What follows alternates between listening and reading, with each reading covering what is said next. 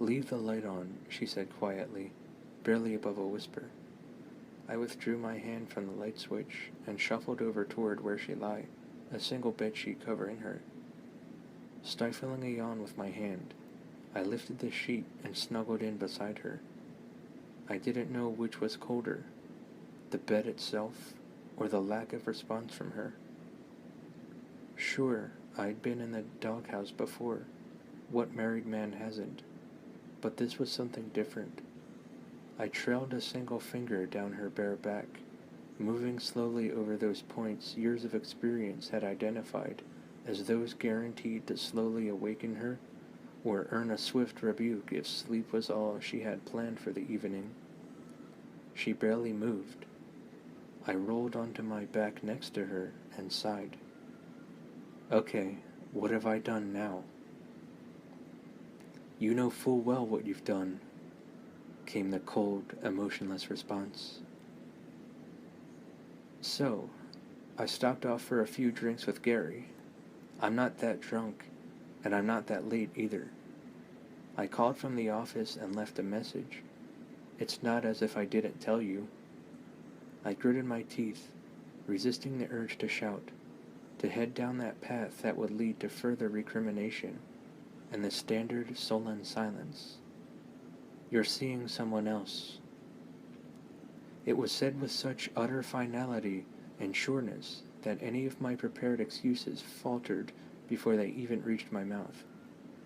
Somehow, her words stopped me from even trying to pretend whatever I said next was true and that I believed it. A couple of times I started to speak, but each time all that sprung to mind were the cliched phrases I heard in so many movies or read in so many books, used so often that nothing could ever give them weight anymore. So I settled on the only thing I could do, something long overdue, the truth. Yes, I guess I am. How long? I paused, feeling the guilt squirm inside me before pushing on. About 6 months. She went quiet for a while. So quiet I thought she'd fallen asleep, before her voice spoke again in a hush so low it was hard to tell she'd spoken at all. Thank you for being honest. It's the least I can do, all things considered. I moved to touch her shoulder one last time, to try and feel that connection we once had. The certainty in her voice, though, the finality in it, caught me, and I let my hand drop. All words gone now, I lifted the cover off myself and stood. I turned once to gaze at her, maybe for the final time. Was this it? Was this the last time we would be this close, this honest? Do you want a divorce? It caught me by surprise as she said it, as if nothing else this evening had been as unexpected.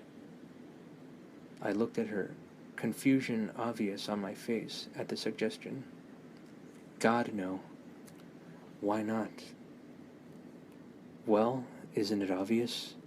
You're dead. I killed you. There was a knock at the door, and I turned as the detective entered the morgue, his face a mask of professional concern. I can give you more time if you need to say your goodbyes. No. No, I think I've said all that needs saying. Thank you, officer. And patting the passport in my pocket, I left.